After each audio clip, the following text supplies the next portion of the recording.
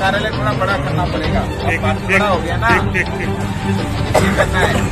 और 2021 में सब मन बन गया है सबका, 2021 में जो है भाजपा की सरकार बनेगी। अब आप लोग को उसके लिए तैयार रहना है। हम लोग तो तब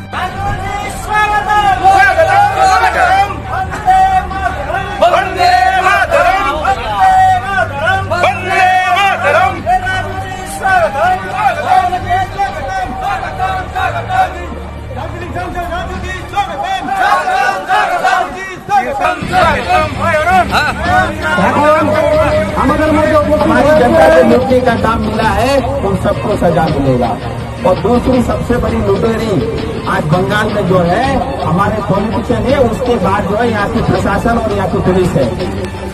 पुलिस भी जो है निर्दोष लोगों को गलत FIR करके, गलत केस लगा करके जो है वहाँ पे जेल में घुसने का, FIR करने का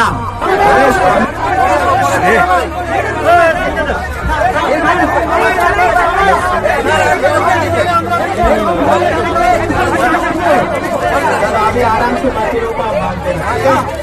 भारत माता के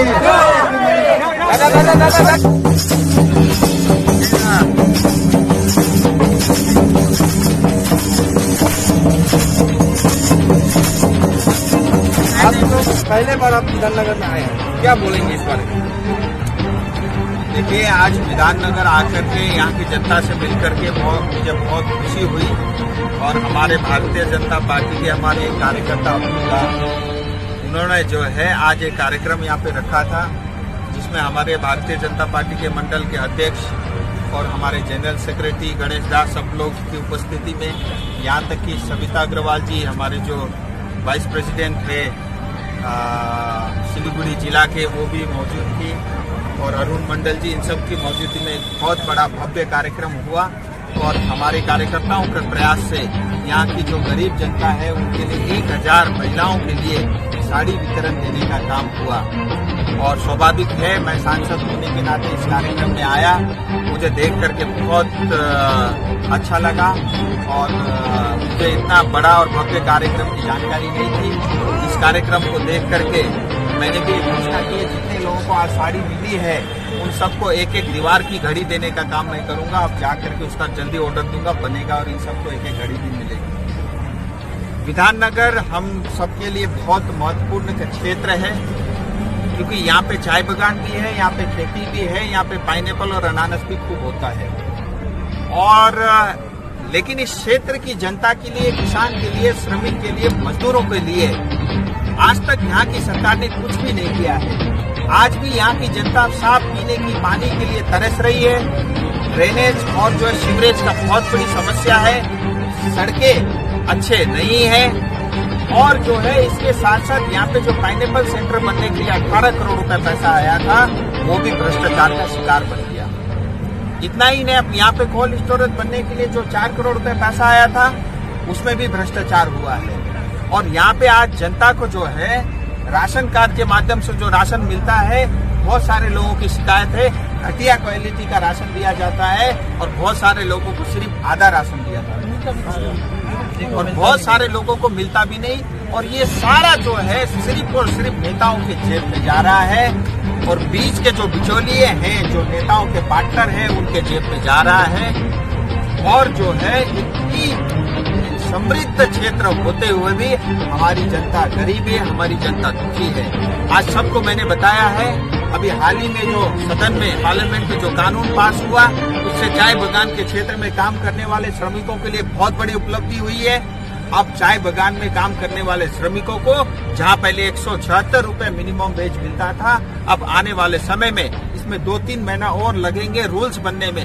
उसके बाद हमारे मजदूरों को, हमारे श्रमिकों को कम से कम 300 रुपए जो है मिनिमम वेज के तौर पे मिलेगा। इतना ही नहीं, जो चाय बागान के काम क्षेत्र में काम करने वाले जो हमारे मजदूर श्रमिक भाई बहन हैं, उनके लिए ESI के अस्पताल भी बनेंगे, क्योंकि पहले PLA एक कानून के चलते ये सब सुविधाएं नहीं दे सकती थी केंद्र सरकार। सकते हैं आवश्यकता पड़ने पे, और उनकी परिवार की भी वहाँ पे जो है इलाज फ्री ऑफ कॉस्ट होगी और बहुत उत्तम क्वालिटी की इलाज जो है ESI के माध्यम से होगा। इसके अलावा बोनस, ग्रेच्युटी, पीएफ वो सब भी मिलता रहेगा। महिला और पुरुषों को समान वेतन मिलेगा, वेतन समय से मिलेगा।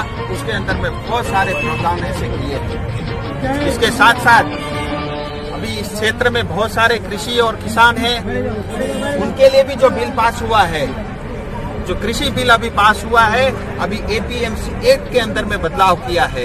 एपीएमसी एक्ट के कानून के रहते आज हमारे जो किसान है अपना जो अनाज है, जो प्रोडक्ट है, जो सामान है, उनको जाकर के सिर्फ और सिर्फ जो है एपीएमसी के मंडियों में बेचना पड़ता था। आज एपीएमसी के मंडी करीब 7,000 से ज्यादा देश भर में मंडियां हैं। वहां तक जाना, ले जाना, सामान को ढोना, उसका भाड़ा खर्च आता था। इतना ही नहीं, जब मंडी में जाते थे 6% से लेकर के 9% तक अलग अलग शहरों में अलग अलग तरह की टैक्स के जो है वसूली भी जाती है। अब 6 से 9% का वो पैसा बचेगा, वो भाड़ा बचेगा, वो समय बचेगा। आज हमारा किसान 72 साल के बाद आजाद हुआ है, अब अपना सामान देश के किसी भी हिस्से में, कहीं भी, किसी भी भाव में वो बेच सकता है। और ऐसे बहुत बड़े बड़े, आज देखिए प्रधानमंत्री नरेंद्र मोदी जी ने जब से वो प्रधानमंत्री बने, गांव, गरीब, किसान, श्रमिक, मजदूरों के लिए काम किया है। आज प्रधानमंत्री ग्राम सड़क योजना बन रही है गांव गांव में, प्रधानमंत्री आवास योजना बन रही है गांव गरीब जनता के लिए। मनरेगा 100 डेज जो जॉब कार्ड बनता है वो प्रधानमंत्री केंद्र सरकार की देन है, वो केंद्र सरकार से उसके लिए पैसा आता है। और जो कुछ भी काम आप किया है सब कुछ गांव गरीब के लिए किया है। आयुष्मान भारत पूरे देश भर में लागू है। जो भी हमारे लोग बीमार पड़ते हैं उनको 5 लाख रुपए तक मुफ्त में इलाज जो है उसके माध्यम से, आयुष्मान भारत के माध्यम से होता है। लेकिन मुझे दुख के साथ कहना पड़ता है, आयुष्मान भारत जो है पश्चिम बंगाल में लागू नहीं है। हमारे गरीब जनता, गांव में रहने वाले किसान जनता, वो जो है आयुष्मान भारत का लाभ नहीं ले पा रहे हैं। आज वो 5 लाख रुपए से वंचित है और हमारे बहुत सारे लोग जो है बीमार के शिकार होने के कारण उनकी मृत्यु हो जाती है। लेकिन यहाँ की भ्रष्टाचारी सरकार आंख बंद करके बैठी हुई है। हमारे लोग मर रहे हैं, हमारे लोग तड़प रहे हैं, लेकिन फिर भी उनको कोई फर्क नहीं पड़ता। आम जनता ने उनको मुख्यमंत्री बनाया, उनको नेता बनाया, उनको मंत्री बनाया, लेकिन सब आज चोर बन के बैठे हुए हैं। और सारा जो पैसा जनता के लिए आता है, केंद्र सरकार से पैसा आता है, वो सब भ्रष्टाचार का शिकार हो रहा है। और टीएमसी सरकार जो भी केंद्र से पैसा आता है उस पैसा को पार्टी का विस्तार करने में लगा रही है, नेताओं को खुश करने में लगा रही है। उनके कार्यकर्ता रोज उस पैसे से मौज मस्ती करते हैं, सब लुटेरे हैं। लेकिन यहाँ की सरकार को आम जनता, गरीब जनता की जो आंख में जो आंसू है वो दिखाई नहीं देती है। अब पश्चिम बंगाल ने मन बना लिया है, अब 2021 में परिवर्तन होगी और यहाँ पे भी जैसे केंद्र में मोदी जी की सरकार है, पश्चिम बंगाल में भी मोदी जी की सरकार बनेगी। आज तक पश्चिम बंगाल में कभी सीपीएम की सरकार रही तो केंद्र में कांग्रेस की होती थी, आज टीएमसी की है। अब आने वाले समय 2021 में ऐसा होगा जो केंद्र में भी और राज्य में भी एक ही सरकार होगी। आप देखिए कितनी तेजी से विकास होगी। मैं ये गारंटी के साथ कह सकता हूँ, जो काम 35 साल में सीपीएम ने नहीं किया, जो काम जो है 10 साल के अंदर में टीएमसी के साथ नहीं किया, मैं यहाँ की जनता से वादा करता हूँ ये 45 साल में जो काम नहीं हुआ उसको हम अगले 5 साल में करके दिखाएंगे। दादा, वो जो अभी जो अनारस का जो मंडी है वो खोलने के लिए आप लोग जानबूझ के टीएमसी के आवेश में आकर के, पैसे के कारण, भ्रष्टाचार के कारण जनता के ऊपर में जो अन्याय करने का काम कर रहे हैं, आपकी लिस्ट भी तैयार हो रही है और आपको भी बख्शा नहीं जा सकते आवश्यकता पड़ने पे।